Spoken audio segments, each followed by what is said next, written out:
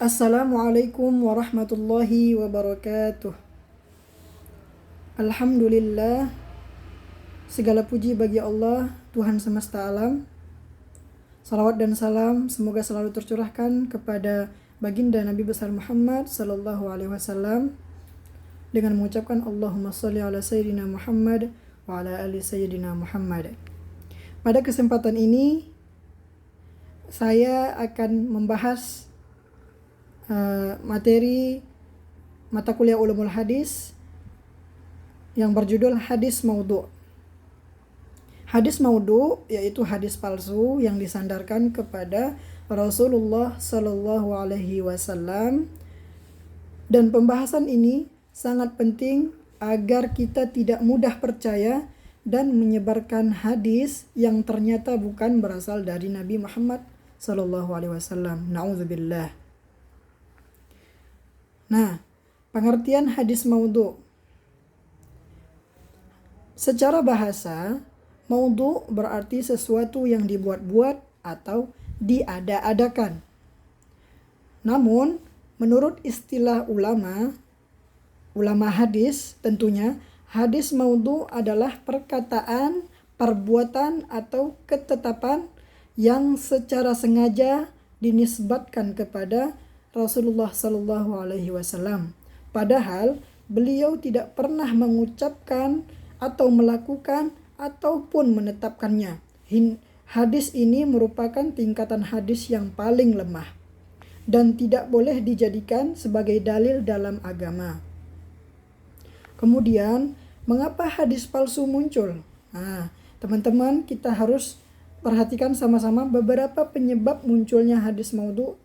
Antara lain yaitu yang pertama, kepentingan politik dan perebutan kekuasaan. Kemudian penyebab yang kedua, fanatisme terhadap kelompok atau mazhab tertentu. Kemudian keinginan menarik perhatian masyarakat. Ada orang yang ingin merusak ajaran Islam dari dalam. Sebagian orang mengaku membuat hadis agar masyarakat rajin beribadah, padahal cara tersebut tetap dilarang oleh Islam. Kemudian ciri-ciri hadis maudhu'. Nah, teman-teman, di sini ada ciri-cirinya. Para ulama mengenali hadis maudhu' melalui beberapa tanda, di antaranya yaitu perawinya dikenal sebagai pendusta. Kemudian isi hadis bertentangan dengan Al-Quran atau hadis sahih. Kemudian bahasanya tidak sesuai dengan gaya bahasa Rasulullah Sallallahu Alaihi Wasallam. Kemudian menjanjikan pahala yang sangat berlebihan, tidak berlebihan untuk amalan yang ringan, atau ancaman yang berlebihan tanpa dasar yang benar. Tidak memiliki sanad yang dapat dipercaya. Nah, hukum hadis maudhu'. Hukum meriwayatkan hadis maudhu' haram apabila mengetahui bahwa hadis tersebut palsu, kecuali dengan tujuan menjelaskan bahwa hadis itu memang palsu agar masyarakat tidak bisa tertipu. Rasulullah SAW bersabda dalam hadisnya, barang siapa yang sengaja berdusta atas namaku, maka hendaklah ia menepati tempat duduknya di neraka. Na'udzubillah. Hadis riwayat Bukhari dan Muslim. Nah, hadis ini menjadi peringatan keras agar kita semua tidak mengatasnamakan Nabi tanpa kebenaran. Kemudian dampak hadis maudhu'. Apa sih dampaknya? Nah, apabila hadis palsu dipercaya dan diamalkan, dampaknya antara lain yaitu yang pertama, menyesatkan pemahaman agama. Kemudian yang kedua, menimbulkan perpecahan di tengah umat.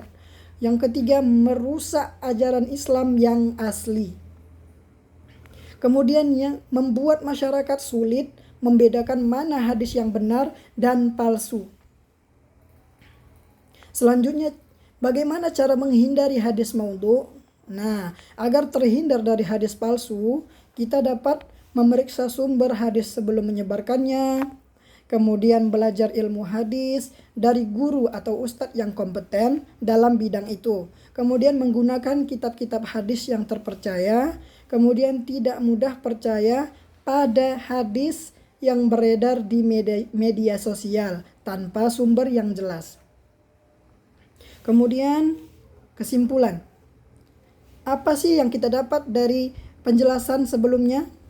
Nah, hadis maudhu adalah yang dibuat-buat dan secara dusta disandarkan kepada Rasulullah SAW, dan hadis seperti ini tidak boleh dijadikan dasar hukum maupun diamalkan oleh kita.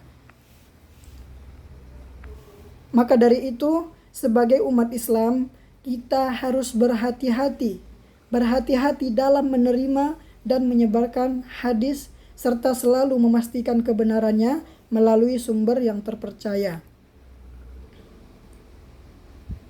Kemudian, adapun referensi kitab dari pembahasan ini yaitu saya ambil dari kitab Ibnu Al-Salah, Muqaddimah fi Ulum Al-Hadis, kemudian Tadrib Al-Rawi, kemudian kitab ketiga Taisir Mustalah Al-Hadis, yang keempat Abdul Majid Khan Ulumul Hadis.